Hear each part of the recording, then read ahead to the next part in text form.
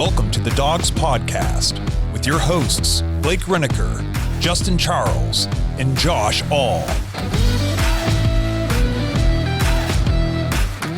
What's up, Browns fans? Welcome back to another Dog Pack Discord episode previewing this week's loss against the Eagles. That's right, you heard it here first. Will not be picking the Browns to win a game until they show me that they can win it. I know we beat the Jaguars, but at this point I feel like you're not going to get an insanely good punt to the one by your punter every single game that helps you get a late safety. So unless we can start counting on safeties every single game late in the fourth quarter, I will be picking us to lose until they show me something different. Hopefully that's not too pessimistic for you guys. So we're going to talk about the Eagles game coming up this week. Obviously, it's been a tumultuous week to say the least. If you're a Browns fan, it feels like it was a month. It's only been 5 days since the game, so we got some stuff to cover. We got a voicemail to get to from DF Sports. So if you want to get your voicemails on the show for one of these Dog Pack Discord episodes or one of our reaction videos post game, head to thedogspodcast.com, tap leave voicemail in the drop down menu. If you prefer to just listen to the show, you find us on Apple, Spotify, and Google. If you're watching on YouTube, please like and subscribe. Make sure you have the notification bell tapped so you don't miss any of the content we're putting out. We're doing these Dog Pack Discord episodes. We're doing reaction videos to after the games on Monday nights typically. Kenny Mack and myself are going to start putting out episodes. We've arranged this. We've already got some plans set in motion, so you don't want to miss any of this stuff that we're doing. So make sure that notification bell is tapped. You can also find us on all the social media platforms. Just search at the Dawgs Podcast. And lastly, if you're looking for more Dawgs content, you want to be a part of these Dog Pack Discord episodes, you want to get your thoughts on the show, you want to ask us questions directly and hear them answered right away on these episodes, you want to have an impact on how the show goes. You give us a lot of topics, especially into the off season. You want to play fantasy football with us, meet a bunch of people from all over, and just kind of get to be a part of something really cool. Head to the Dawgs or jointhedogs.com, become an official Dog Pack member. It's a great time. Everybody in here is really awesome. So if that's something you're into, again, that's jointhedogs.com. So we're going to preview the Eagles game. And before we jump into what we're all kind of thinking and then getting to Dog Pack members, bringing them up here on stage and letting us give us their thoughts, we do have a voicemail from Derek, DF, that we want to play. So let's go ahead and get to that. What's going on, guys? This is Derek Frisbee. I hope you're surviving the torture as well as I am. But I do agree with what Blake said on the last episode. I don't think Kevin Stefanski should be fired. It's not been perfect, but I don't think we should get rid of Stefanski. And here's the thing. Kevin's got to find his balls. Kevin has got to step up to the plate and make some big boy decisions. I don't care what Jimmy Haslam says. You know what needs to be done. Because here's the thing. This has been absolutely atrocious. The Browns are scoring 14.4 points per game on average this year. That's worse than the 0-16, worse than the 1-15 seasons. We are averaging 3.8 yards per play. That's worse since 2018 in the NFL. And here's the thing. We were 1 of 13 on third down on Sunday. That's been a problem all year long. And you're not going to be able to do anything offensively or defensively for that matter. But I do think there is a way to turn this around a little bit and win some games this year.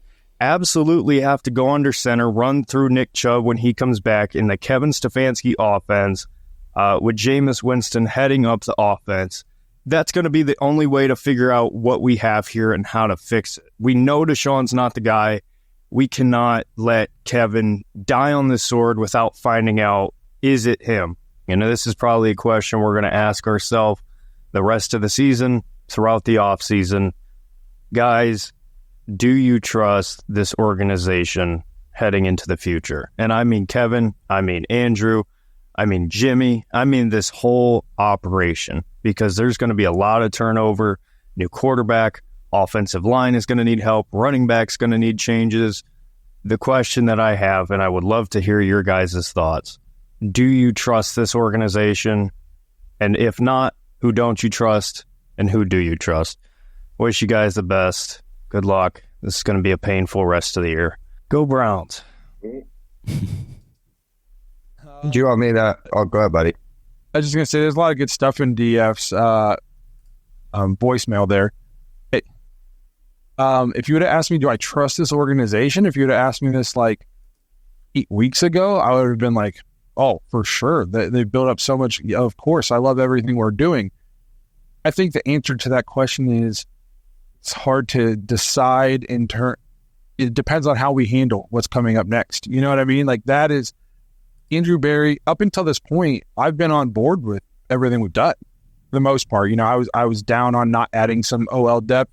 I was down on not adding tight end depth. But overall, we've been huge supporters of what AB and Kevin have been doing for the last 4 years in terms of building the roster, changing the culture, all that good stuff. I mean, we talked about it a ton on the show. So they built, and if you asked me this 2 months ago before we started on this 1-4 start and looked like the worst team in football, I said for sure I trust them to do what's right. Now, it's how are they going to handle this? Because based on what we've seen, and my brain keeps saying they're going to come out this week. They realize the issue. They're going to go back to what they do. They're going to make it easy on Deshaun. And we're going to do, and we're going to look good this week. But my heart won't allow that because it's not ready to be hurt again. And I just, until I see us actually make that kind of change in the game, as much as my brain might be trying to trick me, I just am not buying that that's what's going to happen. So do I trust them? I guess my answer is wishy-washy. It's we'll see. I trust them. I trust them more than I would have any other front office that we've had pretty much in my life. But I think how they react to this current situation and how they handle this in the next, month, that's going to be telling of. It's going to set the stage for this front office and this organization going forward, like the next couple weeks of this season. Yeah. That's where I'm with you, Blake. Up until the beginning of the season, I was completely on board with everything from top to bottom. I'm like, hey, Jimmy's pushing money forward. We're getting to make, some extra moves here. We're pushing, we're restructuring. I felt like Andrew Berry, there was things that didn't get addressed, but I'm like, all right, hey, we'll figure it out. Honestly, like with Stefanski, like he was talking about Stefanski needs to find balls. I don't think it's even in Stefanski's hands at all. I don't think he has any say at all with what's going on. I honestly think it's a lot of probably Jimmy going, hey, I ponied up $230 million because, Andrew, you told me this was a move that we needed to make. Kevin, I'm sure he had input on it. Figure it out. I'm on the books for it. So now I'm kind of with you, man. I'm like, damn, much as I'd like to go, hey, yeah, they're going to figure it out. We're going to make some changes. I'm not sure we're going to do that. And I'm on the record for a couple of weeks. I'm very nervous that Kevin's going to go down, with the ship. And maybe Andrew Berry, you know what I mean? Like, I don't know if you can get out of what this contract and this trade and everything's going to be at the end and go, oh, hey, there's nobody's going to be held accountable. And I know it's not 100% on those guys, but it's looking like this trade was a huge mess. I know that we all have been on board with it. And at the time, everything up until, a few weeks ago, we're still, adamant because we want our team to be successful. You know what I mean? And at this point, it doesn't look good. And it doesn't look like Kevin's in charge. And, it is what it is. Yeah, I know you say, you hope it doesn't like lose Kevin his job. We still like AB and the way he handles the cap and his financial approach to building a team and everything like that. He's very smart, but man, $230 million gets people fired. I'm just saying, like, Jimmy, you're right, dude. There's no way Jimmy's just going to be okay with pissing away 230 on this guy because, like you said, I mean, we've been the biggest supporters of him since he's been here, and these 5 games have just been so bad, and we've played teams that we should be exploiting and putting up very good offensive numbers, good passing numbers. The Eagles are another one. They have a really bad secondary. They give up a ton of yards on defense. We should be able to come out here and carve these guys up. Like a good passing offense can take advantage of these situations, these matchups, the Giants, the Raiders, the who'd we just lose to? I can't even remember now. Washington. It's just like, it's all a blur to me. I mean, we should be just having a field day right now with these offenses. Instead, he's got a QBR of 21 over 5 games. This is the lowest in the league. I mean, Bryce Young is even higher than him. I looked up the other day, the lowest QBR over all of last season was Zach Wilson, and it was like 34. Deshaun Watson's at 21. It's bad, man. The only thing I'll say about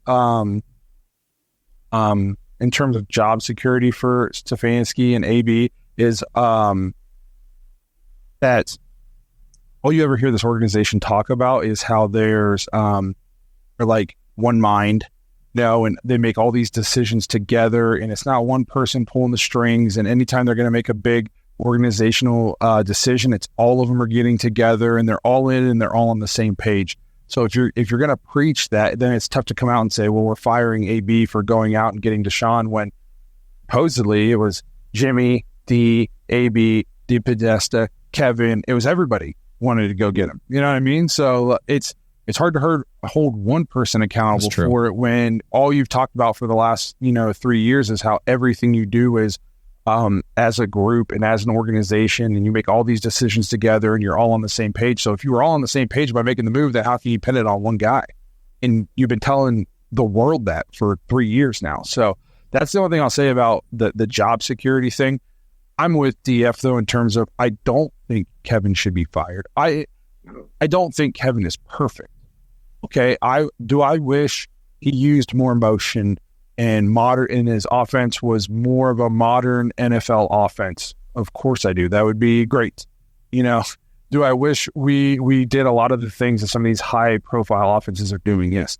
But we also saw last year with his high school archaic offense, if he has a quarterback who knows how to run it, it finished top 10. That's true. The Browns offense finished top 10 in the league last year, and it played 5 different quarterbacks. And so it played at such a high level with Joe Flacco, a guy who could run the offense, that it finished top 10. So who's to say that if you didn't have a guy who could run this offense the way that Kevin wants it run, that it wouldn't be a top 10 offense? I mean, everybody always craps on Kevin for not having a top 10 offense when he's been here and he's supposed to be an offensive guy. But he played a year. He had a very good year with Baker. Then he had a hurt Baker. Then he had Brissett and Deshaun coming back here, and then injury season last year with all the 5 different quarterbacks. So the fact that we haven't had the offense we have this year in all of our other years is kind of a testament to how good he is as an offensive coach. Or else we'd be talking, this would be our 4th, 5th year in a row of having a bottom 5 offense. I mean, so I think this offense can be explosive. It's a different kind of explosive. If you go back to Baker's, year 2020 when we went to the playoffs, Browns were putting up a ton of points. Like we were scoring a lot of points, especially down the stretch of the season. So I don't think Kevin is perfect, and there's some things I wish he would do. And I also think he gets, like, when people say he's too cute. I watch tons of NFL games. Every NFL team runs trick plays. They just run them better than we do. So I think he gets kind of crapped on for some stuff that a lot of other coaches do. But I also think, he's not above critique, obviously. He's not a perfect head coach, but I think he's a very good head coach. I think he's definitely the best head coach we've had in a very, very, very long time. Sure. And I think if Kevin Stefanski were to get fired, he'd have a job in a minute. He'd have a job in a minute. So, and I touched on this in the reaction episode. If you fire Kevin Stefanski and you fire Andrew Berry, who are you bringing in? I would love Ben Johnson to be here, but he's not coming here. That's just based on the dumpster fire of a situation it is right now. You're not getting a guy who's got options. You're going to get a guy who is desperate for a job and going to take the first one he can get. Is that who you want? Or do you want to replace a 2-time coach of the year and a guy who's got you to the playoffs twice with a guy who is your 4th pick, probably your 3rd or 4th pick, because your 1, 2, and 3 options are going to go to the better opportunities that aren't dumpster fires. So I think you can't just put it all on Kevin, and I 100% think his job should be safe. That being said, if we don't win another game the rest of the year, bets are off. Who knows what's going to happen? So if we don't win another, are you saying you don't think we're going to win on Sunday? I think you kind of opened the show with your little spoiler. until I see something different, when I look at the schedule, I can't realistically look at the schedule and find a second win right now. There's just not. We think about this. The best defense we've played so far is the 18th ranked defense, is the Raiders. We got torched by Andy Dalton off the couch. Yeah. Okay. Once we get past this Eagles defense, which is equally garbage as the rest of these teams we've been playing, we go from playing the bottom 8, 9 ranked defenses to like everybody's top 10. If this continues, we're not going to score a point for like the next 6 weeks after this Eagles game. So, well, I don't know what's going to happen. The problem, though, with this upcoming game is they've got a really good defensive line. And so we're kind of screwed. Oh, they're bringing the house. Is proven, we're in big trouble. If you don't think that the O-line can hold up with Jalen Carter and Nakobe Dean and Brandon Graham, these dudes are studs. We're like, there has to be major adjustments immediately, like starting Sunday. And it should have been starting Monday and should have been starting back in the preseason. But like, I'm nervous. You know what I mean? Like, blind optimist, I want to believe that we can go out there and beat them. And they're kind of dysfunctional. Like, if you talk to Eagles fans are like, this is a decent roster and we need to fire our head coach right now. Like a lot of underperforming NFL fans will say about their teams, but like, a good way to get your NFL head coach fired is to lose to the Cleveland Browns right now, who look like we're just on fumes at week 5. I'm going to say this, by the way. I'm pretty sure my hot take at the beginning of the season was that Eagles would be as good and that Sirianni might not make it through the season. I don't like to say I'm a genius, but man, it's on display a lot of the times. I'm just going to say, I'll just leave it there. I'll let you guys decide. So don't go back and listen to Blake's hot take about Deshaun finishing top 5. Right? Oh. Anyway, genius doesn't mean right every time. There we go. This episode is sponsored by Leaf Filter. Browns fans, whether the team is winning or not, you are the most diehard, loyal fans in the league, year in and year out. And just like you, Leaf Filter has been supporting clean gutters in Northeast Ohio year after year. And because Leaf Filter is the official gutter guard of the Cleveland Browns, they have a limited time offer for all of you barking dogs. Right now, you can get up to 32% of your entire qualified purchase and 2 free official Browns jerseys at leaffilter.com/dogs. Now, I don't know how many of you have ever cleaned your gutters, but it's a tedious, messy, time-consuming chore. So cut down on your weekend home maintenance, cross off another item on that to-do list so you can spend more time watching football on your days off. Leaf Filter uses award-winning patented technology to keep everything out of your gutters except for the water. Schedule your free gutter inspection today for a free no-obligation estimate on protecting your home from flooding, roof damage, rotting siding, foundation issues, and all those things you really don't need to be dealing with as a homeowner. A Leaf Filter trusted pro will clean out your gutters, realign and seal them before installing Leaf Filter. Schedule your free inspection now, and for a limited time, get up to 32% off your entire qualified purchase and 2 free Browns jerseys at Leaf Filter, leaffilter.com/dogs, DAWGS. That's a free inspection, up to 32% off, and 2 free Browns jerseys with a qualified purchase at leaffilter.com/dogs. Offer valid on a first-come, first-served basis while supplies last. Full terms and conditions can be found at leaffilter.com/dogs. See representatives for warranty details. So I guess if we want to kind of transition to focus on the Eagles specifically here real quick before we start bringing some people up on here to speak. In terms of, we already you touched on it a little bit. The Eagles have a very roster wise, they're kind of like us. I would say, I mean, they have a better roster than we do. Especially at the skill positions, I would say on the offensive side of the ball. But they're underperforming. I don't think Sirianni is a great head coach. I don't even think Kellen Moore is that great of an offensive coordinator. But just at a position by position, I think they're better than us at a decent amount of positions, and that defensive line will feast on us if we continue to get the same quarterback offensive line play that we've been getting. And we watched the film breakdowns this week. The offensive line is by no means amazing. They are being made to look so much worse than what they really are right now. It is paramount. I don't know if I'm not an NFL head coach, so I don't know if this is a thing, but can you scrap what your offense that you've been doing for the last 6 weeks and just go back to what you know how to do? I want to say you can, because this entire offense was on the team last year for the most part, outside of Jerry Jeudy. So, but there's just, if we come out here with empty or shotgun, one running back, leaving our tackles on an island, Deshaun holding the ball for 18 seconds, not seeing wide open, you're going to have 15 sacks. And we're not gonna have 50 yards of offense, because they have that good of a defensive line. They might be underperforming, but this is what you'd call a get right game if you're the Eagles. We've seen every defense so far just pin their ears back and blitz the living crap out of the Browns. Offense, I expect the Eagles to do exactly the same. And we were talking in our text chat the other day. Kevin was asked at the press conference, what was that, before or after practice the other day, and has there been any thought of benching Deshaun Watson? He said no. Anything about like switching up the play caller? No. So they're not changing anything. I've been saying this all week. I've been saying this for a while now. They're not going to change anything. I'm not going to change my expectations on what I'm going to see on Sunday. I don't think it's going to be very pretty. Well, I'm so torn mentally, because it has only been 5 weeks.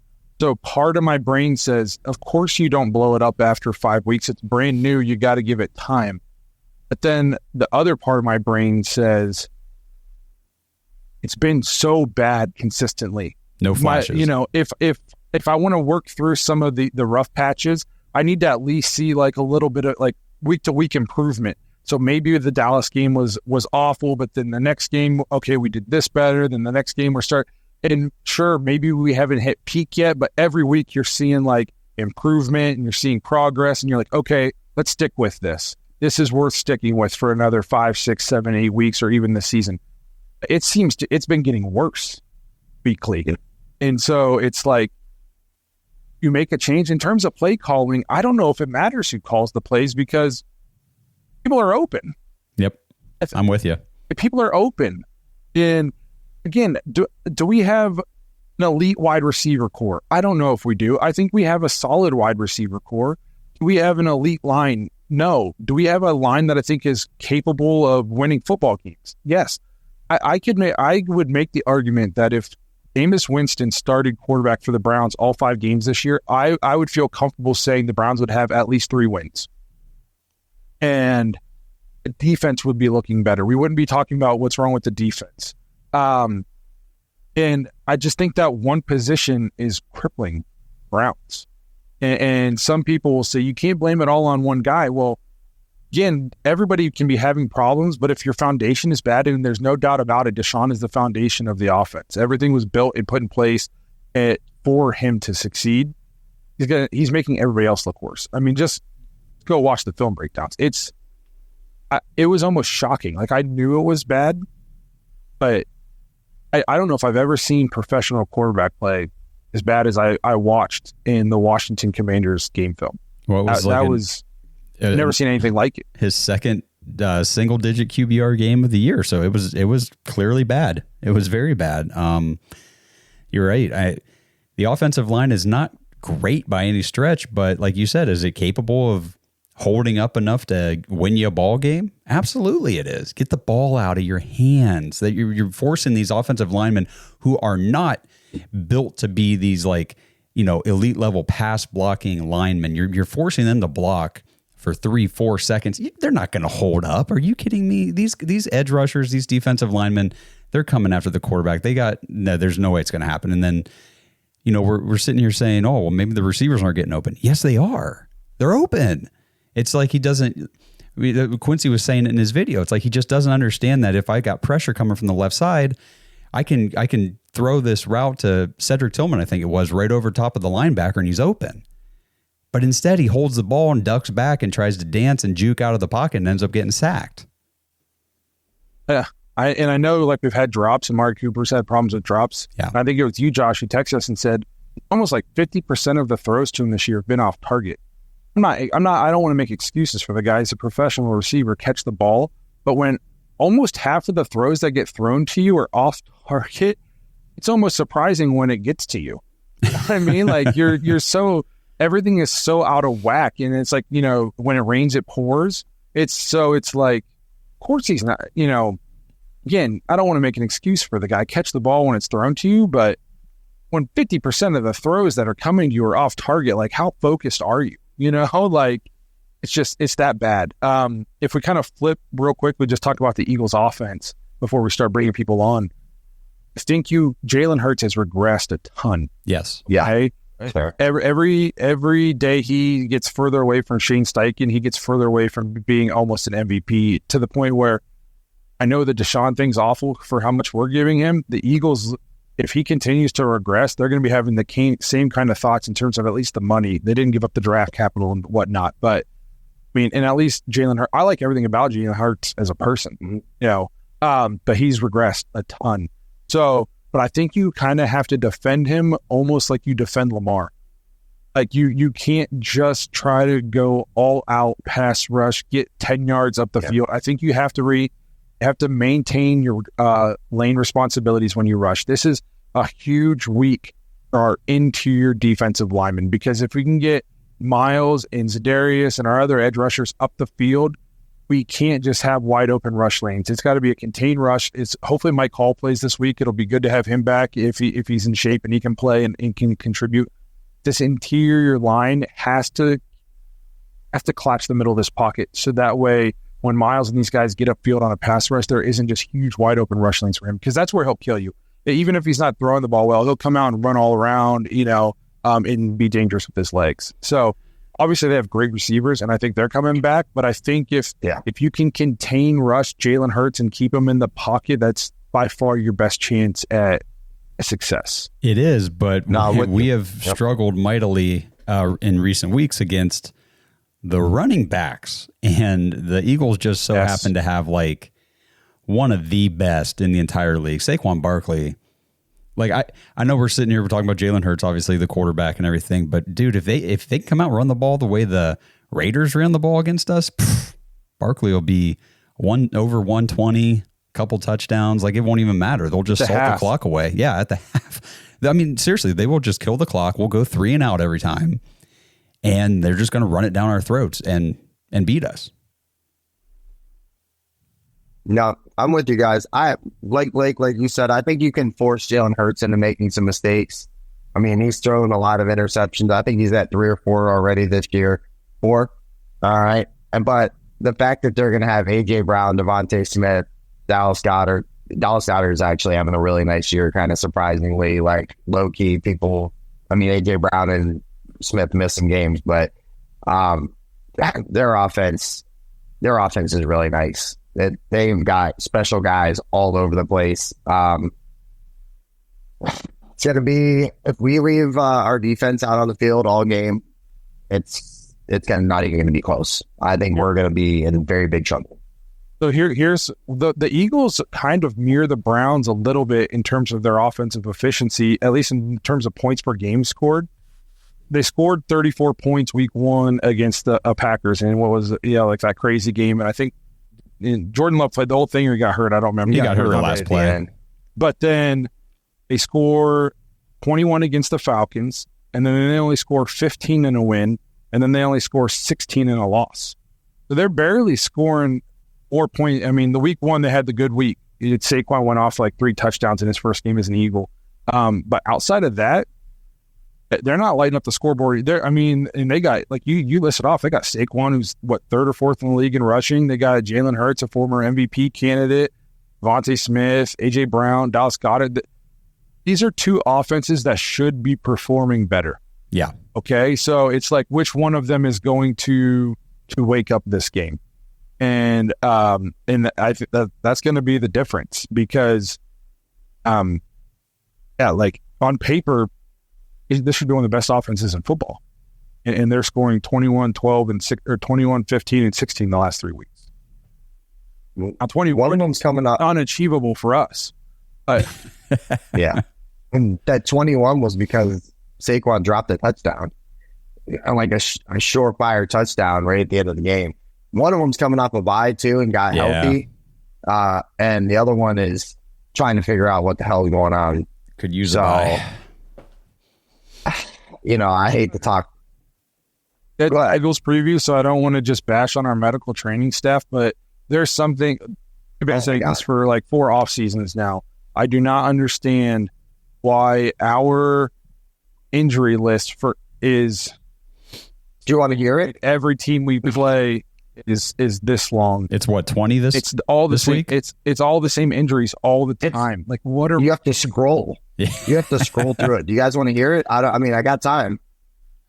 Do it quick, and then we'll get Kenny Mack up here to kick this thing off. All right. This is do not practice. Delpit, Hickman, Hudson, Posick, Ward. Limited to participation was Chubb, Conklin, Diabate, Foreman, Myles Garrett, Jordan Hicks, Hines, Hurst, Njoku, Pierre, Jedrick Wills, Zach Ginter. We had full participation from Amari Cooper, Jerry Jeudy, and Obo. Well, there we go. 3 guys with the full participation, that were coming back off of. I don't know how the Browns fielded a practice. It's like in a Division 7 high school where you have to do half line stuff because you don't have enough kids to do a full offense versus a full defense. It's crazy. I was kind of thinking that myself. I'm pretty sure Philly had one guy, N'Kobe Dean. He said he's going to play, so. Yeah, I don't understand what's going on with the Browns. I saw the Chiefs do like Pilates and stuff. They're big guys. Yeah. To stay. Like, do the Browns do anything like that? Because they need to completely rethink the way they do strength, conditioning, rehab, preventative stuff. Like, it's so bad, and it has been, I feel like, for our entire lives. Yeah, it's pretty bad. Let's get Kenny Mack up here. He's had his hand up a long time. Yes, he threw it up there early. Come on up, Kenny. Are you there? He fell asleep. Kenny. Does have to get up super early. Yeah, me too. All right, well, going once. Kenny there, going twice. All right, Kenny, just go ahead and put your hand back up when you're ready to come back up. We'll get Truth up here. Here we go, Indians. Here we go. I don't know. You can't bark with them, but whatever. We'll try. There we go. You have some, you know what? I had a little positivity Thursday night. Indians at least won tonight, okay? Get a little positivity in the room, all right? Aggressive field, but Jake is going to be electric. Oh, it's going to be Saturday. Rocking Saturday. The weather's perfect. It's a nice fall day, hoodie weather. It's going to be like football weather in a baseball stadium, and it's going to be rocking. It would fall at the same time as the Buckeyes-Oregon game, which kind of sucks. But Yeah. No commercial breaks, just flipping back and forth. I'm excited. Right. Yep. Hey, dual screen that thing. Yeah. Well, yeah, you could do that. So, well, that's the first positive thing. Let's get to the Brown Stadium that's currently on fire. So, are we at that point, and I don't want to say it, are we at that point that we're hoping that at some point Deshaun just plays so badly that they have no choice but to bench him? And I'm not saying that he hasn't not. I mean, he's had 2 games already that are in single-digit QBR ratings. I mean, and I went back. I think the only other quarterback that had single-digit QBR ratings was Johnny Manziel, and that was like his first game out. Sweet. That's cool. Well, you're very positive. I'm just saying, like,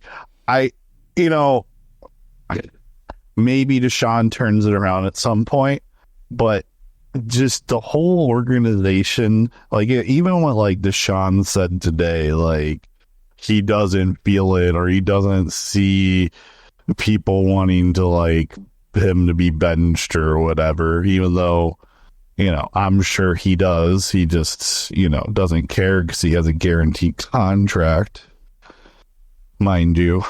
I don't know, man. I've seen like, Leroy it's Bickerstaff is he's pushing back on a lot of people calling for Watson to be, or I'm sorry, calling for 4 to be benched. Yeah. So, and I don't know, like honestly, one person in this organization, I feel, and I get the analytics stuff at times. Like, I don't understand how Paul DePodesta still has a job. Because, like, I feel like he does little to nothing for this team.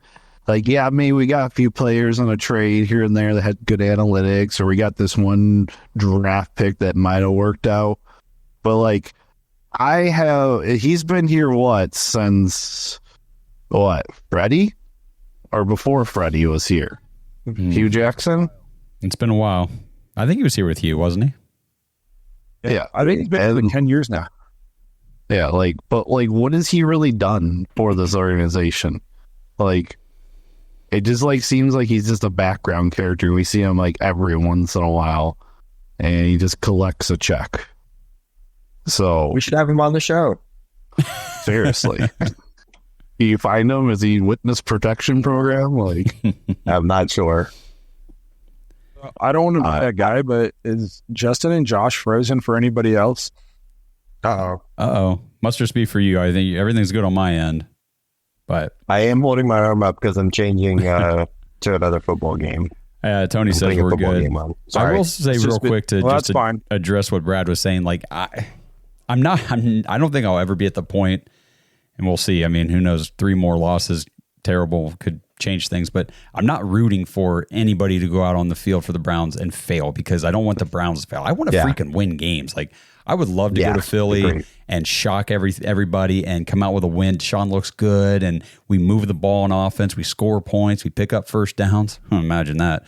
I don't know if it's going to happen. That's the problem. But I'm not rooting for it to just look the way it has, because honestly, it's not even fun to watch.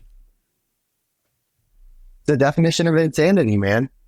Just keep doing the same shit and expect different results. Yeah. But it just, I mean, I don't know what else to say about it. And I hate when we have to do these shows and we've talked about it. We're talking about guys that, they're people, this is a job.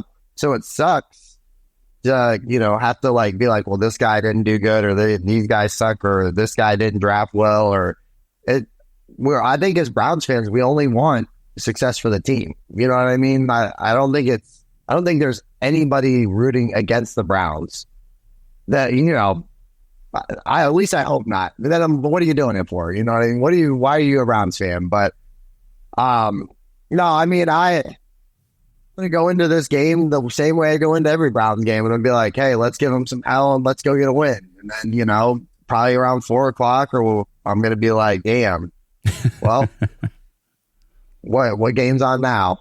Yeah. Let's watch a different game. Let's see what, what not getting 9 penalties looks like.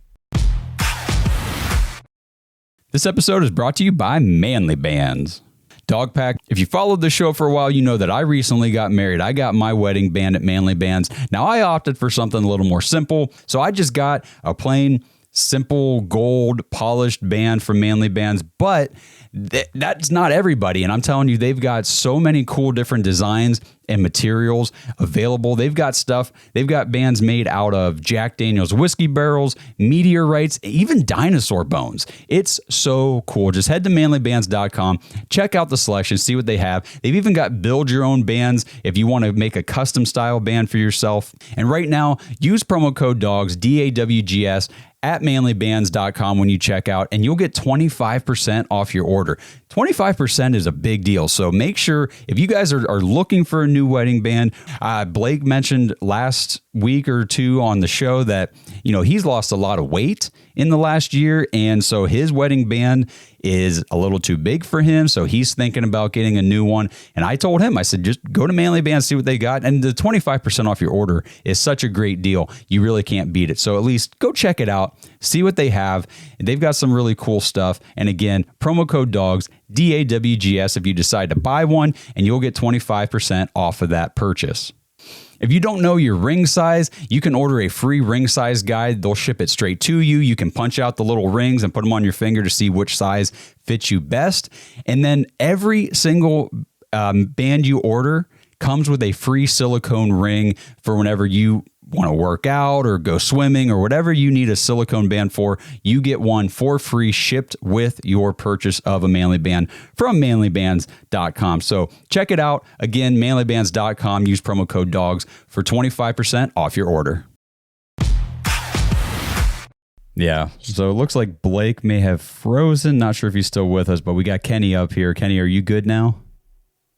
Yo, guys, can you hear me? Gotcha, buddy. Yo! Yeah, man, my pod just did not want to connect, but I am back now. Sorry. DF's point, I am not sure about the ownership. I'm sure about Barry. I am sure about Kevin Stefanski. But here's my point. Baker Mayfield, 2 years ago, 3 years ago, whenever it was, you know what? They played him with that bum-ass shoulder. I was sitting there against the Lions. I watched him warm up. I looked at Stefanski. He looked like he wasn't going to go. They go back in. I'm like, it's going to be a Case Keenum day, man. It's got to be a Case Keenum day. He comes out. He plays that game. Baker gets booed off. We won because of Chubb. Baker gets booed off the field and leaves. And that whole entire season, I think, wow, if Case Keenum would have just subbed him out just a couple games, or they would have hired him for I don't know if he could do that back then. But if he would have just sat for a couple games, we would have had a better season. We would have had more wins. And this is where I don't get where this ownership's going, because that couldn't have been Kevin Stefanski's call. And it's the same shit that we're seeing now. We watched Deshaun Watson. We watched him out in the field. You watch the stuff that Josh has put out. You watch the stuff that Quincy Carrier put out. What is this guy doing? Like, all you got to do, 3-step drop, drive your foot back, and launch it. There's people open. And it's driving me crazy that this guy's still going out with you guys already mentioned, 2 single QBRs, and this dude's going to start again. It's a slap in all our faces. These guys want to buy a multi-billion-dollar stadium. And this dude, they're not ready to sink a quarter bill just to get the stadium. Just get Winston out there, man. It is so frustrating. And so Barry Stefanski, it's not their decision. I mean, again, it's super weird. Receivers are open. I don't think you guys have to scrap this thing. Like, to Blake's point, get someone who can just throw the... Oh, I don't know if I'm going to drop an F-bomb. Just get someone who can throw the damn ball, okay? Get someone who can throw the damn ball. And, yeah, man, that's what I got. Like, just get... I don't know. You guys covered already. What else can we do? I agree, bro. I think Stefanski's straight handcuff. Straight up. And I don't know. I think how much I would hope Andrew Berry has say in like roster decisions and stuff like that as the general manager of the team, but it very much feels like, hey, I ponied up a lot of money, make it work. Dude, the way Kevin comes to the podium every week and just says, I got to coach better. We got to play better. Deshaun's got to play better, and he will. Like, dude does not have a choice. There's no emotion with him. Blake looks like he's still frozen. Not sure what's going on. I'm here. Oh, he's here. Okay, good. Well, anyway, I'm bringing Tony up. Tony, okay, good. You're not muted. Yep, all good. How we doing, guys? Yo, what up, bro? I know I'm usually the positive guy. I have a couple things I want to say. I'm going to start off with the negatives. I hate being negative, but it kind of sucks when my girlfriend looks at me and says, is the Browns going to decide your weekend mood the rest of this weekend? So we'll leave it at that. But and yes, they do. First and foremost, we're going to lose against Philly this weekend, and I'm going to say the reason why. If Ward doesn't play and they have Devontae Smith and Brown, our secondary is not going to be able to cover that. Even if the offense does decently well, our secondary won't be able to compete against that. Secondly, too, I agree with you, Josh. Jalen Hurts could throw 2 passes all game, and they can run Saquon 50 times, and they're still going to win the game. That's the negatives for this. I'm going to leave it at that. A third thing I wanted to bring up, too, because I know some people in the chat have brought it up and things like that, and Browns fans have been already kind of going like, who we're going to draft quarterback and things like that, I kind of want to say, even if we get down to that point where we're 3-14, whatever the case may be, the last thing that we're going to, in my opinion, you guys could disagree with me if you want. The last thing, in my opinion, is we need to be drafting a quarterback first round, because if we think about it, Teller will probably be gone. Maybe Bitonio, because I know he's got maybe 2-3 more years max, if that. And I wouldn't be surprised if he's moved at the deadline to a team that's going to go win a Super Bowl. We're going to have so many other holes to fix, where we have Winston, I think, on a 2-year deal. Correct me if I'm wrong. And where you could plug him in and play next year and just be a starting quarterback all year. That's my thing with that. I just want to say that, because I know a lot of people on social media and stuff like that are saying draft quarterback, draft quarterback, draft quarterback. No. And then draft Lion.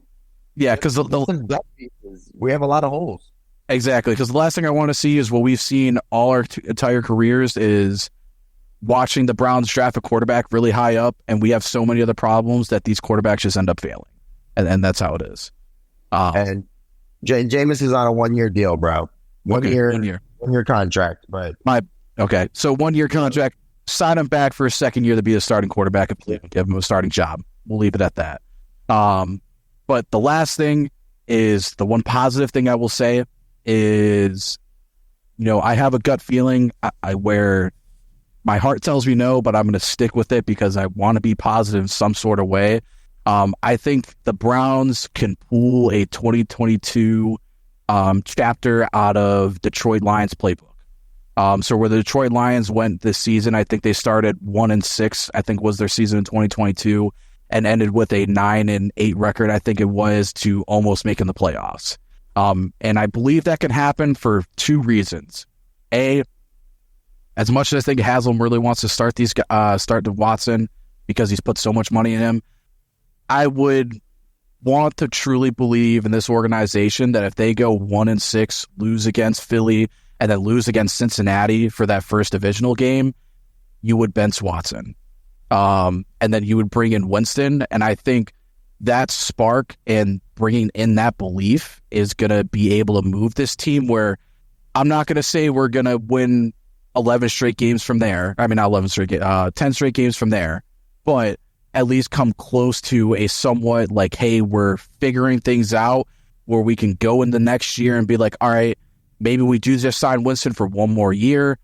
Bring back the pieces that we do want to bring back, but we kind of figured something out to at least salvage this season. I have a gut feeling that's what can happen, and I'm going to believe in that. But, as much as I think we're going to lose this Sunday, let's bring home a win. Let's show that we're still a competent organization. I love that energy, bro. 2 things. I'll address the last thing he said in terms of making a bounce back and making it a respectable season. I'm torn. If we're sitting at 1-6 and then the bottom's out, I just want to go get a top 3 pick. Like if we're not going to make the playoffs and we're not going to be a real contender, turns out we need a quarterback. So I want bottom out and go get a top 3, top 5 pick. Second, what I'll say in terms of I'll take a quarterback because there's so many holes. I think just based off watching the film in terms of holes, we're not that bad of a team.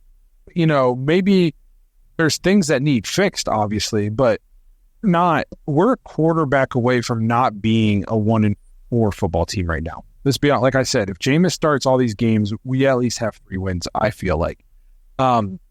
But if there's a quarterback that you love and you think he is the guy, and I know this organization hasn't been good at it in our entire lives, but that doesn't mean you can just give up. You know what I mean? Like, if that's the case, then just you can't just give up. Yeah, you can't stop.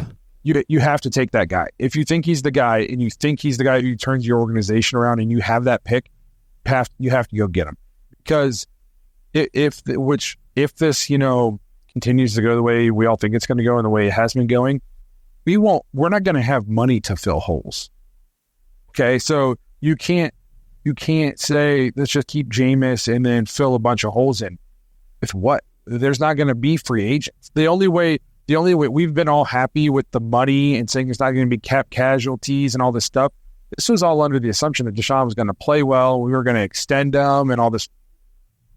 There's a chance that we're going to get stuck with $170 million cap hit, or like some of the scenarios I'm hearing is we're going to find a team that is terrible, has a boatload of cap space.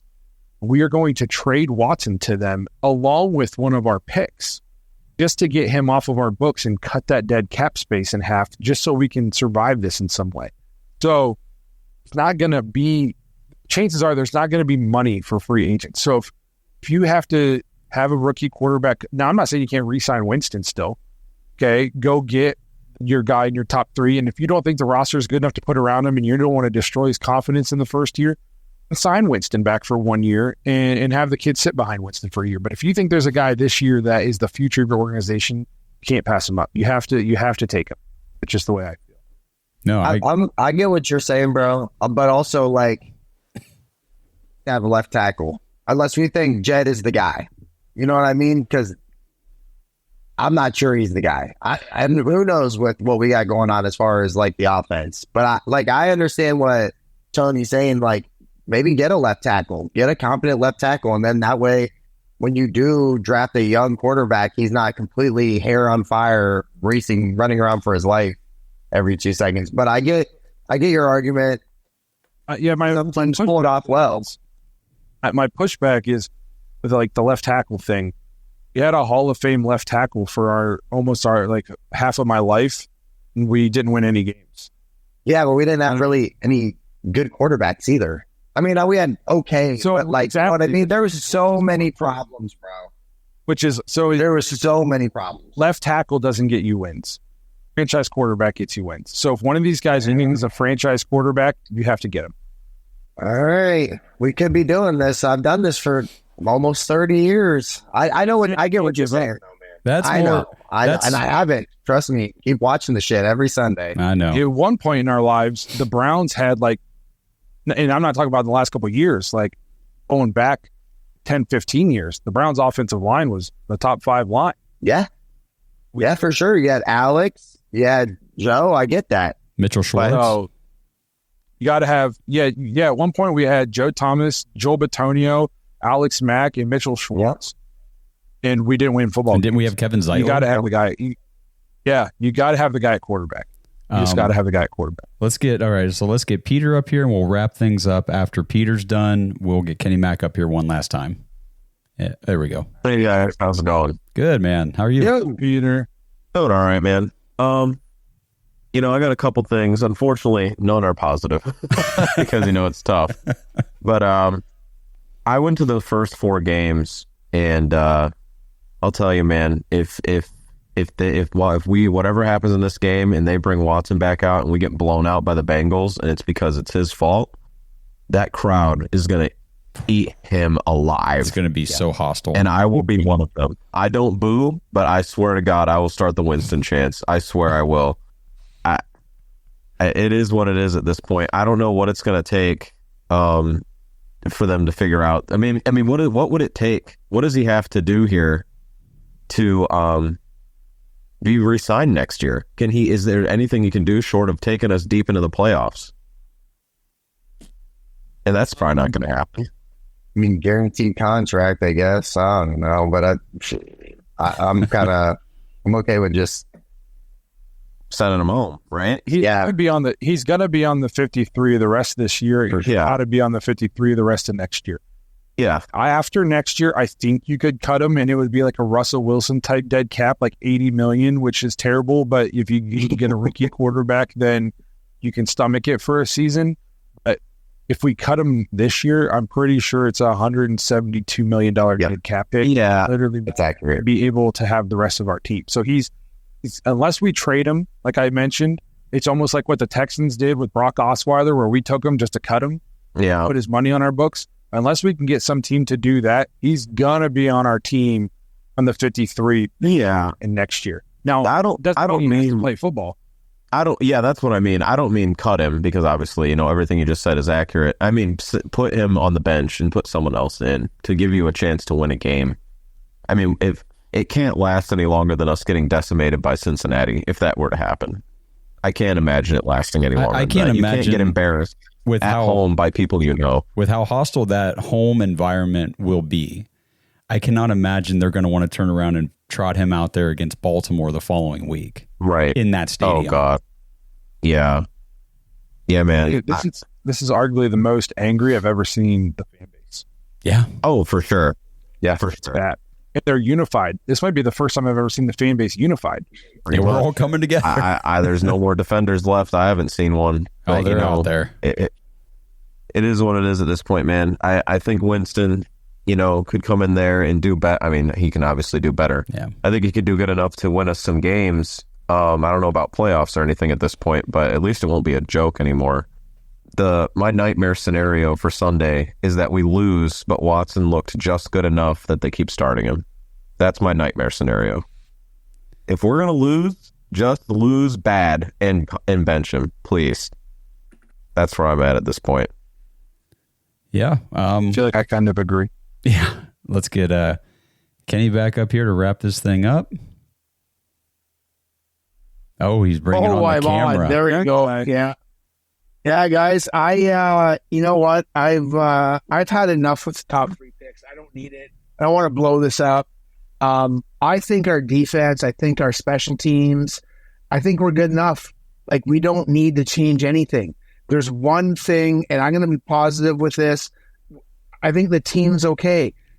Like, I want to go back to the receivers being open.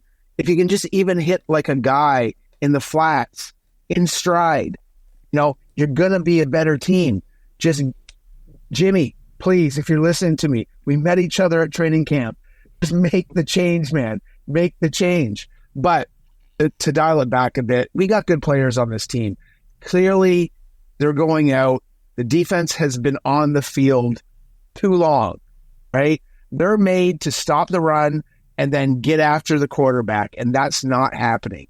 We signed Dustin Hopkins for a reason. We can't use him because he continually goes on. We gotta go for it on 4th down, or we just can't move it between the 20s.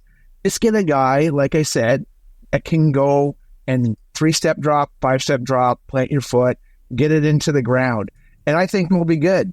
And I think, like Peter R. was saying, I'm confident that we can do a Lions run. We can get there. The team needs a spark right now, and they need either Winston, that starts with a W, an I and an N, that's win. So let's go. Let's make that change, So I as much as I want the Browns to win, what Pete said, man, I just can't have them having a good game and we continue on this road. Is this like super realistic? So let's say, what is there, 2 years left on his actual contract, but you would have 4 with the null years. So you take the 172, and I think I did the math today, because I might be talking about this with Blake tomorrow, is $43 million a year, right? So if it's $43 million a year, the cap goes up on average $30 million a year. So you're just swallowing $10 million, and just to sit this guy on the bench, play him at tight end. I mean, when he was having his bullshit at Houston, wasn't he lining up with the running backs at one point? Put a running back for all I care. Put him on the practice squad. Knows how to pick up his salary. Like, I don't know what you got to do, right? But, I mean, are my numbers realistic? I'm a numbers guy, so yes, yes. Yeah, all right. So you're in. Blake's in. That's right. All right. We got to wrap this up, Truth. I apologize. That's my bedtime. So I want to thank you guys for being here, Dog Pack members. Appreciate you guys helping us out with these episodes. It's always a good time. Excuse me, to everybody listening. I know the title of this episode is Eagles Preview. It turned into an Eagles Preview / second therapy session of the week. I feel like it's been a long week. We needed it. This is what we have right now as Browns fans. That's the way this season is. So you see, we can talk about what we need to do against the Eagles, but everybody knows what we need to do. We need to somehow score 17 points. So I guess if I want to give one takeaway before we get out of here to kind of make it an Eagles preview again, huddle up Saquon as best as you can. Keep Jalen in the pocket and force him into a couple turnovers and somehow figure out how to move the ball. Like that, you got to get back to the basics of football. You got to stop them from scoring and score somehow. And the best way to do that is to not let Saquon rush for 300 and force a couple turnovers on defense. So we'll wrap this thing up. We appreciate you guys being here, sticking through a tough week with us and hanging out. Again, look out. Me and Kenny are going to record some episodes. Be on the lookout for that coming up later this week. And actually, I'm not even going to say it. Hopefully the therapy session is not as bad next week, okay? Again, we appreciate you being here. Go Guardians, go Indians, and have a good week. Thanks for listening to another episode of the Dawgs Podcast. Make sure you subscribe on YouTube and follow us on Twitter at the Dawgs Podcast. Get your thoughts on the show at thedawgspodcast.com.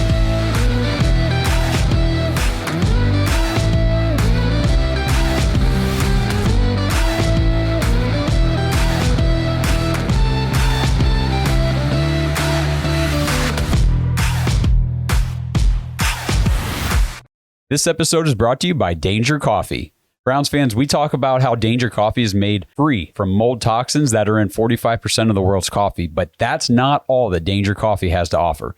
Mineral and nutrient deficiencies are a big deal. They make you feel sick, tired, stressed, and they can give you brain fog. These deficiencies negatively affect your immune system, your digestion, sleep, metabolism. Have you ever wondered why you get an initial burst from your coffee, but then you get that little crash not long after? Danger Coffee's patent-pending process remineralizes your body with more than 50 trace minerals and electrolytes, leaving you more energized, engaged, powerful. These micronutrients enter the cells to boost performance. They bind to toxins to provide detoxification support. I know that sounds like a lot, but the bottom line, guys, is minerals matter, and most of us really don't get enough of them on a daily basis. Danger Coffee delivers micronutrients, plus it gives you access to the minerals you already have. Head to dangercoffee.com, use our code DAWGS, D-A-W-G-S, for 10% off your order. And that code can be used over and over. So you get 10% off every order you make using code DAWGS. It's time to start every day off with a cup of coffee that gets you going and actually keeps you going. Dangercoffee.com, code DAWGS.